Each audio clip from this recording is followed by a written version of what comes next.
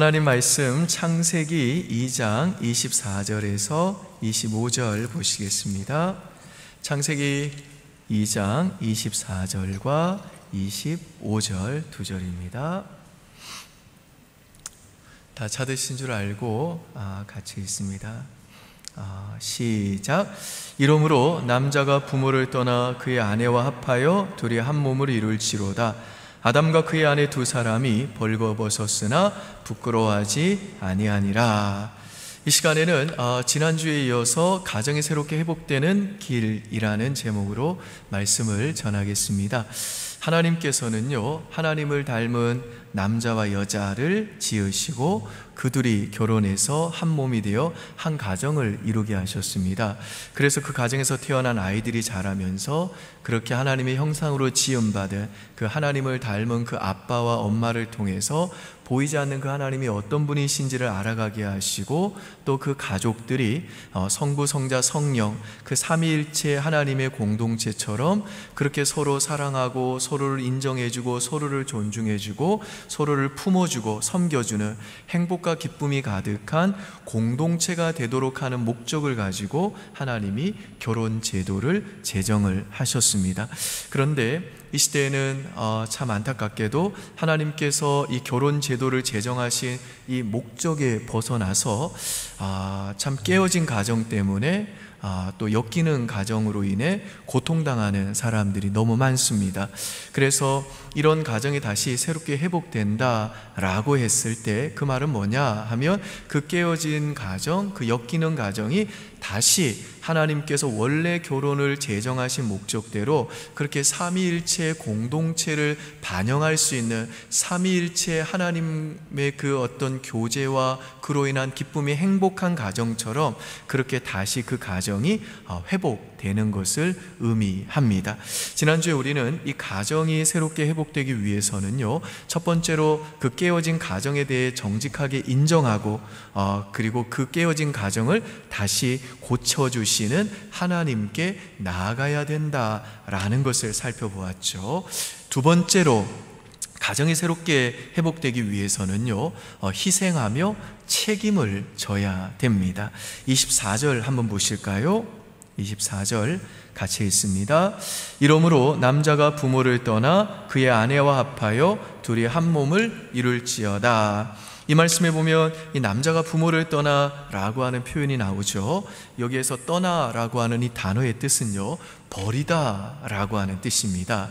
즉 결혼이라는 것은 남자가 부모를 버림으로써 이루어진다는 겁니다. 물론 이 말은 결혼하면 자식은 더 이상 부모에 대해서 아는 채도 해서는 안 되고 아무 상관도 하지 말라 그런 뜻은 아니죠. 결혼한 자식도 여전히 부모를 공경해야 됩니다. 그런 뜻이 아니라 이 말씀은 이 결혼과 함께 남녀가 자신들의 그 부모로부터 독립해야 된다라는 뜻입니다. 오늘 본문에 보면 결혼은 분명히 남자와 여자가 하는 것인데 특별히 이 부모를 떠나라고 하는 이 명령을 남자에게 주고 있습니다. 대개 우리가 시집간다라고 하는 표현이 시사하듯이 여자는요, 결혼을 하면서 과감하게 자기 부모의 영향력에서 떠날 결심을 하는 경우가 많습니다. 반면에 남자들은요, 특히 장남인 경우에는 아무리 결혼을 해도 가문의 일원이고 또 가문의 대들보와 같은 존재라고 생각하기 때문에 부모를 쉽게 떠나지 못하는 경우들이 많습니다. 하지만 우리 하나님은요, 결혼과 함께 남자는 그 가정의 이제 가장으로서 단호히 결단해서 부모로부터 독립해서 이 자기의 가정을 꾸려야 된다라고 명령하십니다. 이 몸은 큰데 정신은 부모에게 아직도 의지하는 애어른으로 살아서는 안 된다는 거죠. 마마보이로 살면 안 된다는 거예요. 이제 새 가정의 리더로서 부모로부터 독립해가지고 아내와 함께 인생의 중요한 결정을 함께 내리고 그 결정과 선택에 대해서 이제는 가정의 가장으로서 책임을 지라는 겁니다. 희생하라는 것입니다. 그래서 남자가 부모를 떠난다라고 하는 이 말은 어떤 위급한 일이 생겼을 때 이제는요, 부모가 더 이상 1차 상담 대상이 아니라 아내가 1차 상담 대상이라는 뜻입니다. 남편은 아내와 먼저 반드시 의논해야 된다는 거예요. 부모가 아니라. 결혼 전에는 부모 의존족이었다며 결혼을 하고 나서는 이제는 아내는 하나님이 내게 주신 돕는 배필이기 때문에 남자는 더 이상 부모를 의지하지 않고 아내를 의지해야 된다는 겁니다. 그래야 하나님께서는 이제 그 돕는 배필인 그 아내를 통해 그 남자의 인생의 문을 열어주시고 그 인생의 새로운 계획을 하나님이 드러내 주신다는 겁니다. 우리 남성분들 아멘이시죠? 아멘. 저는 했습니다. 자, 뿐만 아니라 자녀는 결혼을 하면요, 물질적으로도 부모로부터 독립을 해야 돼요. 자녀가 결혼을 하면 부모와 떨어져 사는 것이 이상적입니다만은 아주 불가피한 사정이 생겨가지고 부모와 함께 살아야 되는 경우에도 경제나 가게의 모든 생활은 독립해야 됩니다. 부모의 물질적 도움은요, 결혼할 때까지만 받는 것으로 족한 겁니다. 그런데 어떤 자녀는요, 결혼하고 나서도 경제적으로 자꾸만 부모에게 기대는 습관을 버리지를 못합니다. 부모의 재산에 눈독을 들이기도 하고요, 경제적으로 어려움이 생길 때마다 부모에게 찾아가가지고 자꾸 징징거려요.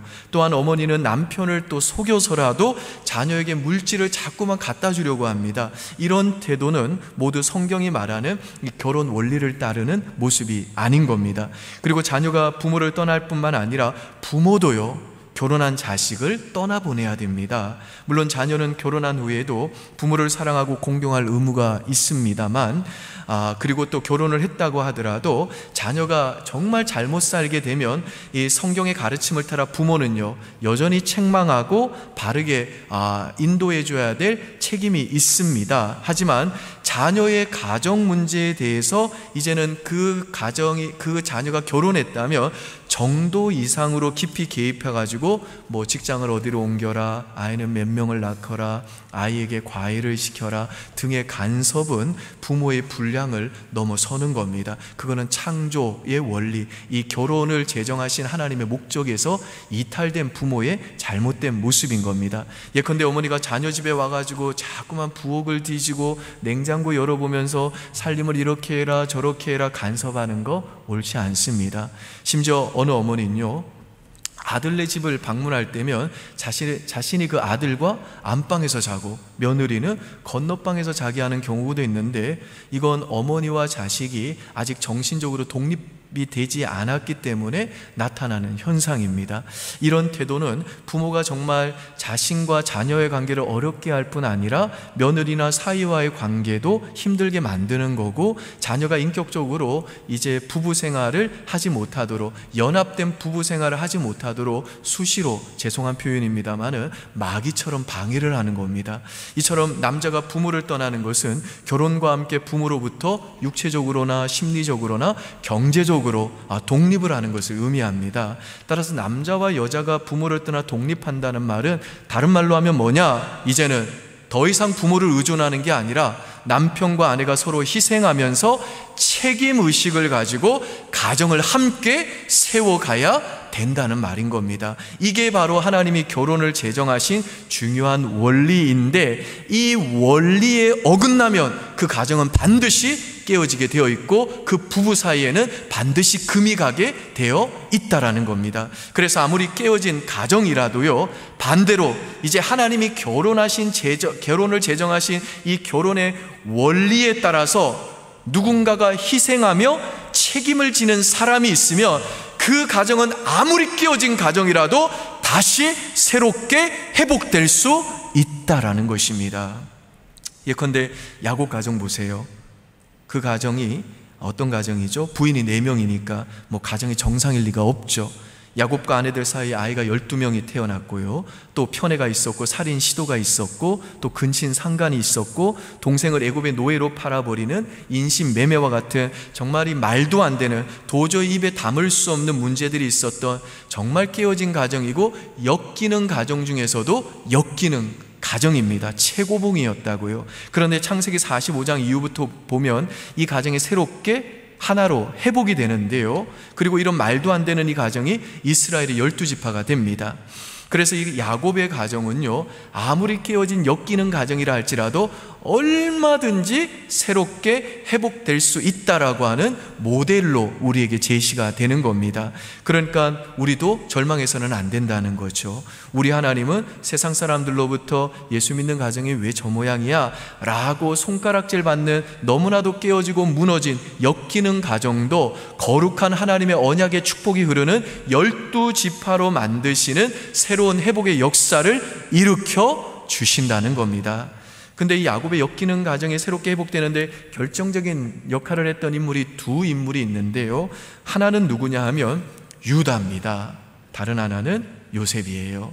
야곱의 넷째 아들인 이 유다는 어떻게 했냐면요, 흉년 때문에 그 야곱 가정이 애굽에 가서 곡식을 사서 와야 되는데, 그때 애굽의 총리였던 요셉이 자신의 그 신분을 형들에게 속이고, 너희가 이제 다시 곡식을 사오려면 너희 막내 동생이 베냐민 반드시 데리고 와야 된다 라고 엄포를 놓았습니다. 베냐민 데려오지 않으면 곡식 못 주겠다는 겁니다. 하지만 아버지 야곱은요, 내가 요셉도 잃었는데 굶어 죽으면 죽었지 베냐민까지 잃을 수 없다 그러면서 베냐민을 안 보내려고 합니다. 그런데 그때 유다가 아버지 앞에 나서서 이야기하죠. 아버지, 제가 베냐민의 담보가 되겠습니다. 베냐민 못 데리고 오면 내가 책임지고 벌을 대신 받겠습니다. 내가 대신 죽겠습니다 라고 해가지고 베냐민을 데리고 와가지고 애굽의 총리인 요셉을 만납니다. 그랬더니 애굽의 총리가 베냐민을 두고 가라 그러잖아요. 그때 유다가 뭐라 그래요?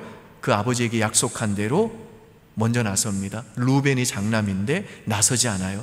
다른 아들들도 아무도 나서지 않는데 이 유다가 나서가지고 내 동생 안 데리고 가면 우리 늙은 아버지 죽습니다. 그러니 내가 대신 남겠습니다. 내 생명을 희생해서 내가 대신 담보가 되겠습니다. 그래서 책임을 지려고 합니다. 창세기 44장 31절에서 34절 보시죠. 같이 읽습니다. 아버지가 아이의 없음을 보고 죽으리니 이같이 되면 종들이 주의 종 우리 아버지가 흰 머리로 슬퍼하며 수월로 내려가게 함이니이다. 주의 종이 유다입니다. 내 아버지에게 아이를 담보하기를 내가 이를 아버지께로 데리고 돌아오지 아니하면 영영이 아버지께 재짐을 지리이다 하였사오니 이제 주의 종으로 그 아이를 대신하여 머물러 있어 내 주의 종이 되게 하시고 그 아이는 그의 형제들과 함께 올려 보내소서. 이후에 말씀해 보면요, 유다의 희생적이고 책임있는 행동이 이 야곱의 가정이 다시 회복이 되는데 결정적인 역할을 합니다. 그리고 유다는 넷째 아들이었지만 이때부터요, 이제 야곱의 가정에서 실질적인 장남 역할을 하게 돼요. 리더 역할을 하게 된다고요. 여러분, 저와 여러분도 마찬가지입니다. 깨어진 가정을 누가 회복하느냐? 그 가정에 유다 같은 사람 한 명 나오면 됩니다. 그게 남편이 되었던 아내가 되었던 아들이 되었던 딸이 되었던 내가 짊어지겠습니다. 내가 모든 거 책임지겠습니다. 내가 희생하겠습니다. 그러면 그때부터 깨어진 가정이 새롭게 회복이 된다라는 것입니다. 그래서 깨어진 가정이 다시 새롭게 회복되는 경우를 보면요, 그 가정에는요 반드시 누군가의 희생이 있습니다. 그 가정의 문제를 내가 짊어지겠다는 겁니다. 나를 희생해서 내가 책임지겠다는 겁니다. 그러면 반드시 가정이 회복이 되더라는 것입니다. 근데 깨어진 가정을 보면요, 전부 다 서로 뭐라고 얘기하냐면 이게 다 네 책임이다, 부모 책임이다, 자식 책임이다, 다 네 책임이다 그러면서 서로를 원망하고 다 남 탓으로 돌립니다. 그러니까 가정이 산산조각 깨어지는 것이죠.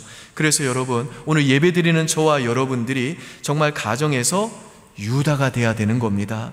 유다 같은 사람이 가정을 치유할 뿐 아니라 그 사람이 들어오면요 공동체도 치유가 됩니다. 교회도 치유가 돼요. 그리고 유다가 이렇게 희생지며 그렇게 희생하며 책임을 지니까 그 후손들인 유다 지파는요 이제 왕이 나오는 가문이 되고 메시아도 이 유다 지파로부터 나오는 큰 복을 받게 됩니다. 그러니까 유다 한 사람이 희생하며 책임을 지니까 그 당대의 가정이 회복될 뿐 아니라 그 자자손손들도 나라를 이끌어가는 영적 리더가 되더라는 겁니다. 저는 정말 저와 여러분들도 다 유다 같은 인생 되기를 주님의 이름으로 축복합니다.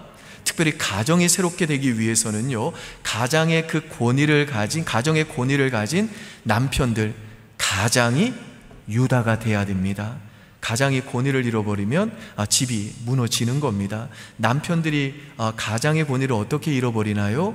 가장이 지나치게 폭력적이거나 권위적이거나 야만적이거나 아니면 억압적으로 가족에게 권위를 행사하면 가족이 그 권위를 인정하지 않는 겁니다. 거친 말을 막 쏟아붓고 아내와 자녀들에게 폭력을 행하고 그리고 무례한 행동과 이기적인 행동을 하면서 아내와 자녀들에게 존경받을 만한 인격과 행동을 보여주지 못하면, 그리고 그렇게 권위만 내세우면 그 권위가 다 무너져 버린다는 겁니다. 여러분, 진정한 이 가장의 권위는요, 힘으로 그렇게 누르고 억압하는 리더십이 아니라 희생하며 책임지는 리더십입니다.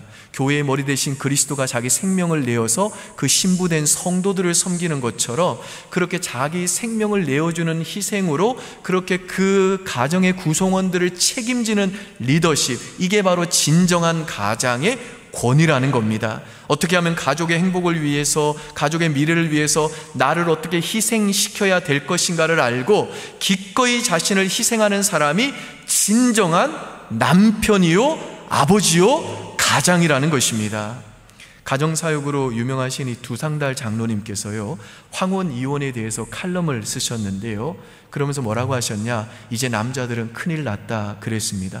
정년퇴직하고 직장을 잃어버린 순간에 평생 함께 살아왔던 아내도 이제 떠나는 겁니다. 과거에는 이혼을 주도했던 사람이 남자들이었는데, 그러나 최근 이제 10년 넘게 이혼을 요구하는 게, 특별히 황혼의 이혼을 요구하는 게 아내들이라는 겁니다. 이제는 더 이상 아내들이 그 아내에 대한 남편의 그 무례하고 비인간적이고 그리고 함부로 대하는 그 행동을 참을 수가 없다는 것입니다. 그래서 이제 아내들이 나도 인간답게 살고 싶다고, 자녀들도 다 커서 이제 성장하고 떠나고 이제는 자기 인생을 살겠다고 황혼 이혼을 요구하고 있다는 겁니다.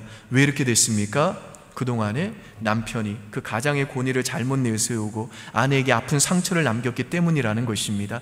비극적인 이혼의 결정적인 원인은 어떤 커다란 일이 아니라 사소한 데서 그 아내에게 상처를 주고, 사소한 데서 아내의 인격을 무시하고, 사소한 데서 아내를 존중히 여기지 아니하고, 아내와 그 아내의 인생에 대해서 희생하며 책임지지 아니하고 가정에 대해서 책임지지 않는 남자들의 이 무책임성 때문에 결국은 아내가 떠난다는 것입니다. 그래서 남자는 이 가정의 가장으로서 이 희생하는 이 책임을 다시 회복해야 된다는 겁니다. 그런 점에서 저는 이 시간 주의 성령의 은혜가 임해서 저와 여러분들이 유다같이 정말 갈기갈기 찢어진 우리 가정을 다시 새롭게 회복하게 만드는 능력을 가진, 희생하며 책임지는 하나님의 사람들 다 될 수 있기를 주의 이름으로 축원드립니다.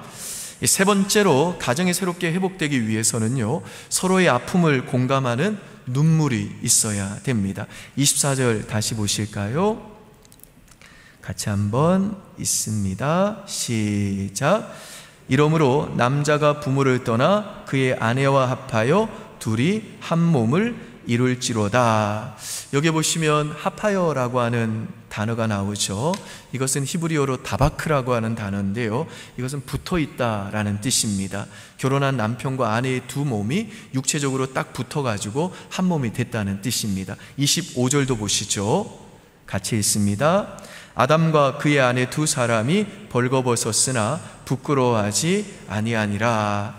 이 말씀은 이 부부관계는 육체적 결함뿐만 아니라 감정적, 정신적, 인격적으로도 서로 감추거나 가식하는 일 없이 투명해야 된다는 것입니다. 그래서 벌거벗었으나 부끄러워하지 않는다는 것이죠. 그래서 우리 남편들, 아내들 비자금 따로 관리하면 안 돼요. 결혼하기 전에 또 자신의 그 치명적인 약점이 있으면 그것도 속이는 거 금물입니다. 결혼 후에도 서로 늘 진솔한 대화를 통해 감추는 거 없어야 돼요. 부부 갈등의 핵심에는요, 언제나 보면요, 부부의 대화 부족이 대부분입니다. 그게 언제나 요인이 돼요.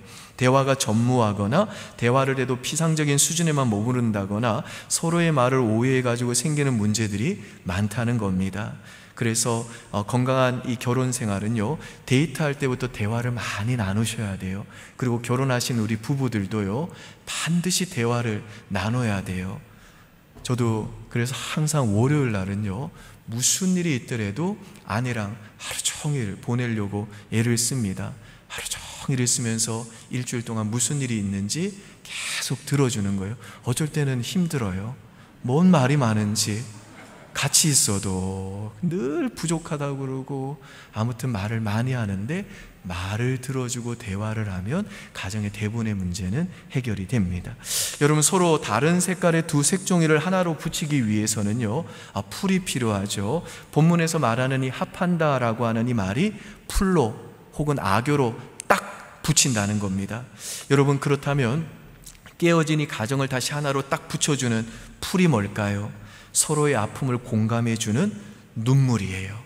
이 눈물이 바로 서로 이 가족들을, 깨어진 가정을 다시 이렇게 하나로 붙여주는 풀인 겁니다. 그러니까 깨어진 가정이 다시 새롭게 회복되기 위해서는요, 내 아픔을 같이 공감해주고 같이 울어줄 수 있는 사람이 돼야 된다는 겁니다. 눈물이 있어야 된다는 거예요. 아까 제가 야곱 가정 얘기를 했는데요, 엮이는 가정이었던 그 야곱 가정이 다시 새롭게 회복되는데 결정적인 역할을 했던 또 다른 인물이 유다 말고 있는데, 그게 누구냐? 요셉이에요. 유다가 베냐민 대신에 내가 남겠습니다. 베냐민 안 데리고 가면 우리 늙은 아버지 죽을 겁니다. 베냐민 대신 나를 붙잡아 주십시오. 내가 내 생명을 드리겠습니다. 내가 대신 당신의 종이 되겠습니다.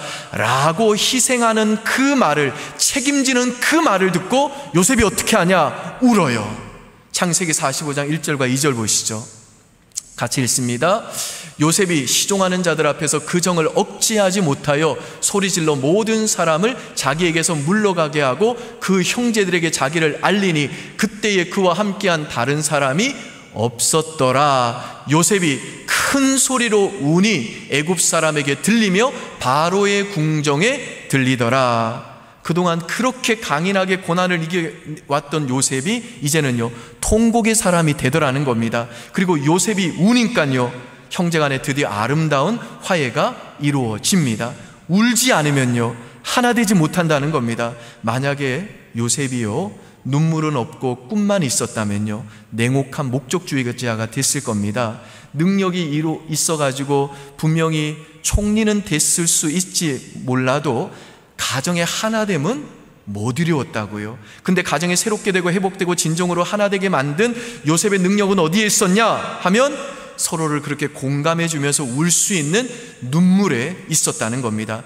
요셉이 꿈만 가지고 있다고 되는 게 아니라 요셉이 눈물을 흘리니까 깨어진 그 엮이는 가정을 새롭게 하나로 회복시킬 수 있게 되더라는 겁니다. 그래서 공동체를 회복시키는 사람의 특징은 뭐냐면요, 능력이나 스펙이 많은 사람이 아니라 눈물이 있는 사람이에요. 같이 아픔을 공감해주고 같이 울어줄 수 있는 사람이라고요. 여러분, 사람이 상처가 치유받는 데는 두 가지 길이 있습니다. 하나는 하나님이 주시는 축복을 통해 치유가 회복이 돼요. 그래서 하나님은 요셉에게 총리가 되는 엄청난 복을 주셨죠. 그래서 요셉의 그 상처가 회복되게 하셨습니다. 하지만 그래도 그 축복은 완벽하지 않았습니다. 가정은 여전히 깨어져 있었기 때문에 그래요. 그런데 눈물을 회복하니까 그 깨어진 가정도 회복이 되더라는 것입니다. 그래서 예전에 고 하용주 목사님이 후배 목회자들에게 늘 이렇게 말씀하셨어요. 너희들 눈물을 아니? 너희들 눈물을 알아? 교회가 언제 부흥하는 줄 알아? 그러면서 자기가 경험해 보니까 하나님께서 성도들에게 눈물을 주시는 때가 있대요. 눈물도 하나님이 주셔야 나오는 거잖아요. 우리가 막 애쓴다고 눈물이 나오는 게 아니잖아요. 그런데 하나님께서 성도들에게 눈물을 주시는 때가 있대요. 설교할 때 성도들이 어떨 때 막 운대요. 찬송할 때 성도들이 운대요. 성령께서 이렇게 눈물을 주실 때가 있는데 그때 성도들의 심령이 변화된대요. 개인의 심령뿐 아니라 그때 가정과 교회도 새롭게 회복이 된답니다. 눈물을 흘리는 사업가가 있으면 위기에 처한 회사가 다시 회복되고요, 깨어졌던 가정에 눈물이 임하게 되면 회복이 되고 병든 자도 눈물 가운데 다시 일어서게 된다는 것입니다. 그래서 누가복음 8장에 보시면요, 유명한 씨 뿌리는 비유 가운데 아주 독특한 표현이 나오는데요, 농부가 이제 뿌린 씨가 바위 위에, 흙이 얇게 덮인 그 바위 위에 이제 떨어진 거예요. 농부는 그것도 이제 토양 흙인 줄 알고 뿌렸겠죠. 근데 사실은 흙은 한 1, 2cm 있고 나머지는 다 바위였던 거죠. 그래서 씨앗이 금방 말라 죽는데 그 죽은 이유가 뭐냐? 거기에는 습 습기가 없으므로 말랐다 그럽니다. 습기가 뭐예요? 눈물이잖아요. 그러니까 생명이 자라기 위해서는 반드시 토양도 중요하지만 습기, 눈물이 필요하다는 겁니다. 여러분, 씨는 뭡니까? 말씀이잖아요. 말씀도 중요하지만 습기, 눈물이 있어야 된다는 겁니다. 눈물이 있는 가정은요, 반드시 그 말씀의 결실을 맺어 회복이 된다는 겁니다. 하나님이 그 눈물을 사용하셔서 그 가정을 반드시 다시 새롭게 회복시켜 주신다는 거예요. 믿으시나요, 여러분? 아멘. 그런 점에서는 오늘 이 시간 저와 여러분의 눈에서 다시 한번 가정과 교회와 그리고 이 나라 민족을 위해서 흘리는 눈물이 임하는 역사가 있기를 주의 이름으로 축원합니다. 마지막 네 번째로, 가정이 새롭게 회복되기 위해서는요, 하나님을 신뢰하는 믿음이 필요합니다. 우리 창세기 45장 7절과 8절 보시죠. 같이 읽습니다. 시작. 하나님이 큰 구원으로 당신들의 생명을 보존하고 당신들의 후손을 세상에 두시려고 나를 당신들보다 먼저 보내셨나니, 그런즉 나를 이리로 보내니는 당신들이 아니요 하나님이시라. 하나님이 나를 바로에게 아버지로 삼으시고 그 온 집의 주로 삼으시며 애굽 온 땅의 통치자로 삼으셨나이다. 이 말씀은 이제 요셉이 울면서 그 형제들에게 했던 말입니다. 무슨 말인가요? 형들이 나에게 행한 일이 분명히 잘못한 일이지만 내가 구덩이에 들어간 것도 이스라엘 상인에게 팔린 것도 그리고 딴 나라로 팔릴 수도 있었는데 굳이 꼭 애굽에 팔린 것도 또 내가 보디발의 집에 간 것도 하나님이 인도하신 거고, 보디발의 아내가 나를 유혹한 것도 내가 잘생긴 것도 있고 그 여자가 욕심이 많아서이기도 하지만 그것도 하나님이 인도하신 거고, 내가 감옥에 들어갔을 때 술 맡은 관원자가 떡 맡은 관원장 만났고 꿈을 해몽해 준 것도 하나님이 인도해 주신 것이고, 술 맡은 관원장이 당장에 나를 기억해 준 게 아니라 절묘한 타이밍에 나를 기억하게 한 것도 하나님이 인도하신 거고, 바로왕이 그 얘기를 듣고 나를 총리로 삼은 것도 하나님이 인도하신 거고, 이 모든 것들이 하나님의 컨트롤, 하나님의 그 다스림과 인도하심 가운데 이루어진 일이라는 겁니다. 그래서 나는 다 모르지만 나는 하나님의 선하심을 믿는다는 것입니다. 나는 하나님의 뜻을 다 헤아릴 수는 없지만 하나님이 그래도 합력하여 내 인생과 우리 가정의 모든 것을 합력하여 선을 이루어 주신다는 것, 그래서 하나님이 나를 최종적으로 승리하게 만드신다는 것, 나는 신뢰한다는 것입니다. 그래서 형들도 하나님께 쓰임받은 도구였을 뿐이기 때문에 난 형들에게 유감이 없다는 것입니다. 나는 형들을 용서해 준다는 것입니다. 그러니까 하나님을 신뢰하는 이 요셉의 믿음이 바로 그 깨어진 야곱의 가정을 다시 하나 되게 만들었다는 것입니다.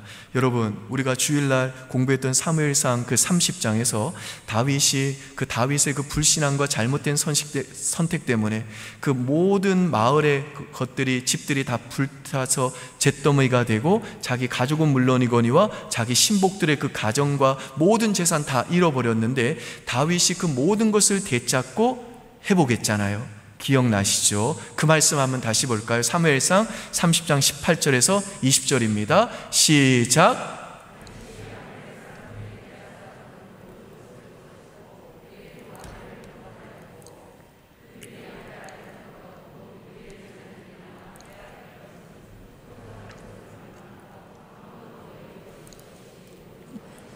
여기까지만 읽겠습니다.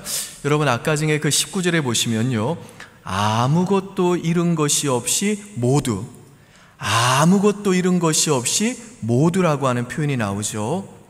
여러분, 이 한 줄이 그저 흔한 해피엔딩 같으시죠? 성경에 자주 등장하는 해피엔딩이라 그냥 여러분에게는 이 말씀이 식상하게 들릴 수도 있습니다. 그런데 여러분, 이 말씀은요, 저와 여러분에게 아무 감동 없이 읽혀서는 안 돼요. 왜냐? 우리 인생 어디에도요, 아무것도 이런 것이 없이란 존재하지 않기 때문에 그렇습니다. 그게 세상의 법칙이에요. 그게 인생의 룰이라고요. 세상은요, 반드시 저와 여러분의 선택에 대해서 우리가 책임지게 만듭니다. 대가를 지불하게 만들어요.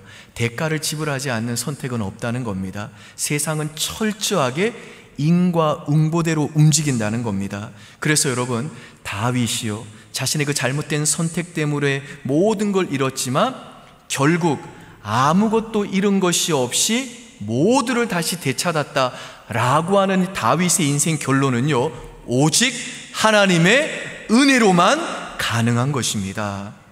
아무것도 잃은 것이 없이라 하는 모두, 아무것도 잃은 것이 없이 모두라고 하는 이 말은 우리 인간의 책임과 한계와 연약함과 제약과 우리의 기대와 우리의 기도보다, 우리가 생각한 것보다 훨씬 더 크신 하나님의 무한하신 은혜와 전능한 능력이 아니고서는 결단코 우리 인생에 내려질 수 없는 인생 결론이라는 것입니다.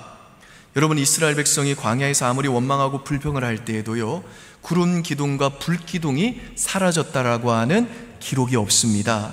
전 그런 거 보면요, 가끔 하나님은 자존심도 없나 그런 생각이 듭니다. 저 같으면요, 진짜 불 기둥, 구름 기둥 어디 있어요?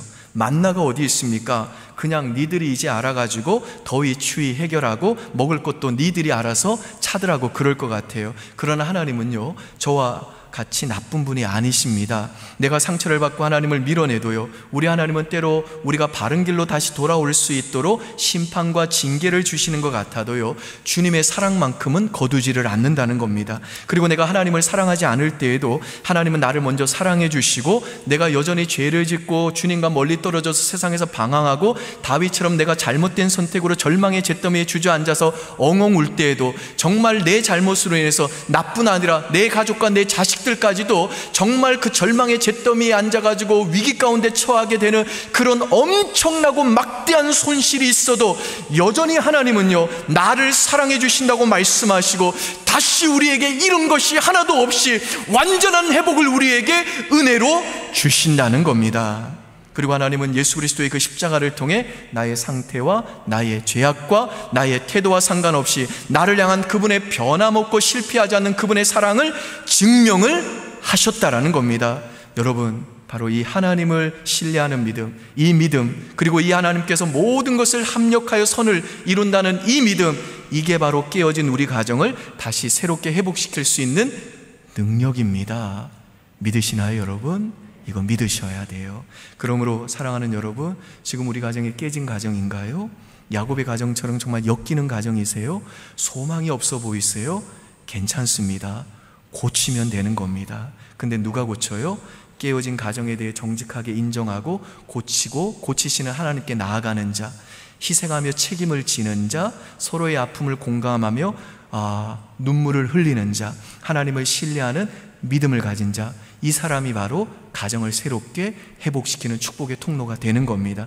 바라기는 오늘 이 말씀 마음에 잘 새겨가지고 정말 유다와 요셉처럼 하나님이 정말 우리 가정을 창조의 목적대로, 그 제정하신 목적대로 다시 우리 가정을 다시 새롭게 회복시키는 정말 축복의 통로로 쓰임받는 저와 여러분 될 수 있기를 주의 이름으로 축원드립니다. 아멘. 우리 한번 이 시간 찬양하겠습니다. 나의 기도하는 것보다 우리 찬양하겠습니다.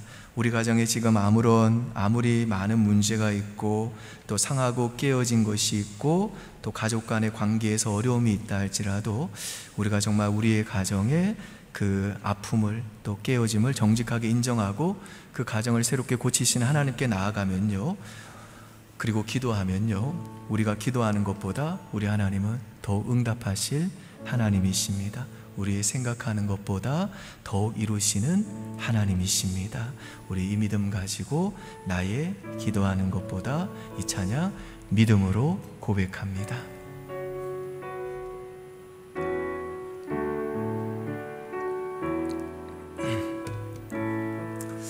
나의 기도하는 것보다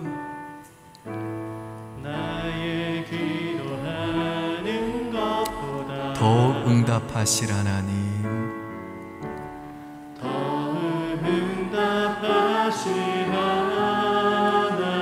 나의 생각하는 것보다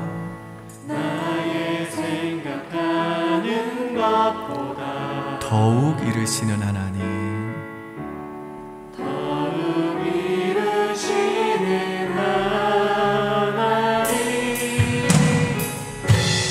우리 가운데 역사하신 능력대로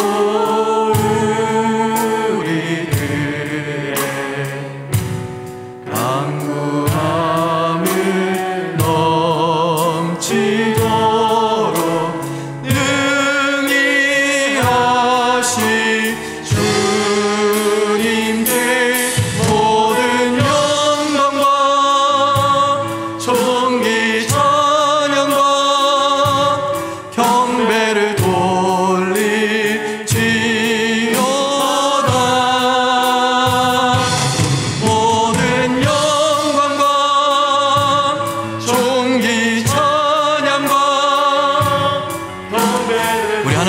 가정을 새롭게 회복시킬 것을 믿고 미리 이 찬양, 감사와 찬양 올려드리면 좋겠습니다. 나의 기도하는 것보다, 나의 기도하는 것보다 더욱 응답하실 하나님, 나의 생각하는 것보다 더욱 이루시는 하나님, 우리 가운데 역사하신, 우리 가운데 역사하신 능력대로 우리들 강구함을 넘치도록 능히 하신 주님께 모든 영광과 존귀